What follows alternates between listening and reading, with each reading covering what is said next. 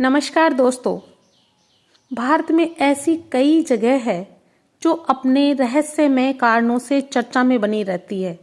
उन्हीं में से एक है राजस्थान के जैसलमेर से 18 किलोमीटर दूर कुलधारा गांव।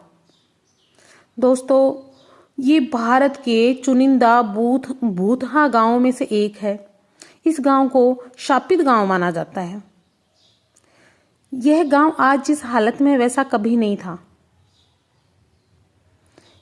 आज ये एक वीरान कस्बा है जहां इंसान दिन में जाने से भी कतराते हैं, क्योंकि कुलधारा गांव के आसपास से गुजरने वाले मुसाफिरों और यात्रियों ने वहां बहुत अजीब अजीब घटनाएं होने का विवरण दिया है। दोस्तों, ऐसा क्या हुआ कि 84 गांवों के 600 घरों के लोग अचानक ही गायब हो गए और ये कहाँ चले गए? आखिर कौन सी ऐसी बात है कि गांव में कोई नहीं रहता?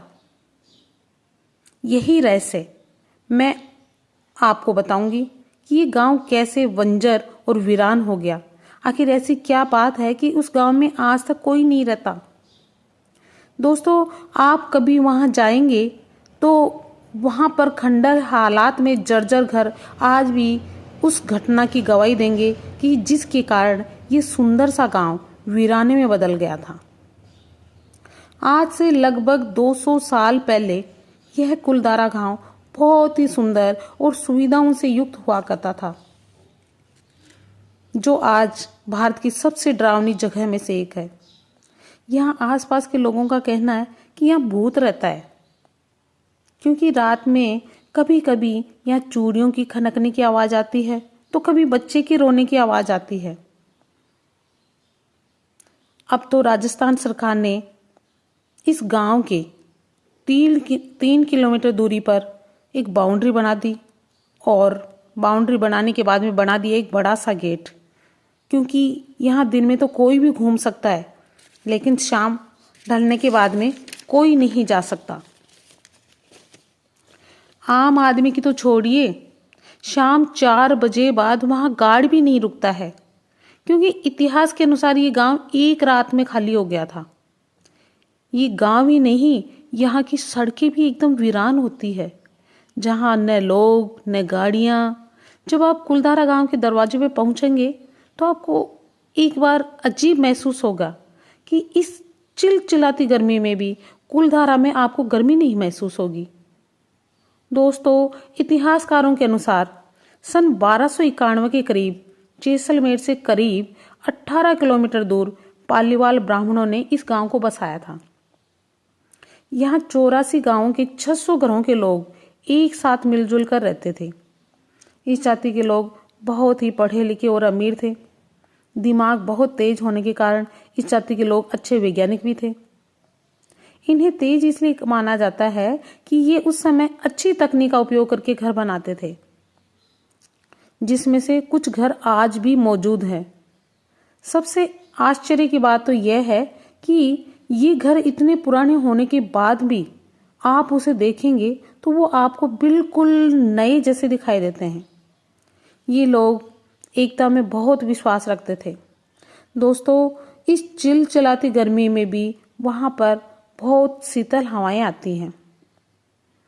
इन लोगों ने एक खास तकनीक की खोज की थी, जहां बारिश का पानी बर्बाद नहीं होता था, बल्कि गहराई में जाकर जमा हो जाता था। यही वजह थी कि लोग थार जैसे रेगिस्तान में भी फसल उगाते थे। सालिम सिंह जैसलमेर का दीवान था। ये कुलधारा उसके अधीन आता था। सालिम सिंह बहुत ही निर्दयी माना जाता था, क्योंकि कुछ परिस्थितियों ने उसे ऐसा बनाया था। दोस्तों, जब सालिम सिंह मात्र 11 वर्ष का था तो उसके पिता को गला काटकर मार दिया गया था, वह भी राजद्रोह के आरोप में। उसके पिता भी जैसलमेर के दीवान थे। इसी घटना के बाद में सालिम सिंह के मन पे ऐसा असर हुआ कि वह निर्दयी बन गया। तब से ही वह सोनार किले को हथियाने का ठान रहा था। इसी वजह से उसने अपने किले को सोनार किले से बहुत दूरी पर बनाया था। उसके किले की ऊंचाई सोनार किले से भी बहुत ऊंची थी। अब कोई भी राजा ये कैसे बर्दाश्त करेगा कि उसकी दीवान का महल उसके किले से बहुत ऊंचा हो। इसलिए सोनार किले के राजा ने सालिम सिंह के महल की 2 मंजिल तोड़ दी। सालिम सिंह औरतों में बहुत ही बदनाम था। औरतें उसके किले की तरफ जाना तो बिल्कुल ही पसंद नहीं करती थी। एक बार क्या हुआ कि सालिम सिंह कुलधारा गांव के दौरे पर निकला था। उसी वक्त उसकी नज़र गांव के मुखिया की बेटी पर पड़ गई। फिर उसको देखकर उसकी नीयत ही खराब हो गई। दोस्तों, आपको जानकर हैरानी होगी कि उस लड़की को पाने के चक्कर में सालिम सिंह ने गांव पर अलग अलग तरह के लगान लगाए ताकि मुखिया झुक जाए। पर ये पालीवाल बहुत ही अमीर थे, इसलिए सालिम सिंह की मनसा पर फिर पानी फिर गया। फिर सालिम सिंह तो इतना गिर गया कि उसने पंडित की बेटी को उठवाने की कोशिश की, पर वो इसमें भी बहुत नाकाम रहा। बार बार अपने मंसूबे में कामयाबी न मिलने के कारण सालिम सिंह ने उस लड़की को पाने का जुनून सवार हो गया और सालिम सिंह ने कुलधारा गांव में यह संदेशा भिजवा दिया कि अगर अगले पूर्णमासी की रात को लड़की को अगर सालिम सिंह की हवेली पर ना भेजा गया तो पूर्णमासी के अगले दिन वह सैनिकों के साथ में उस गांव पर हमला बोल देगा।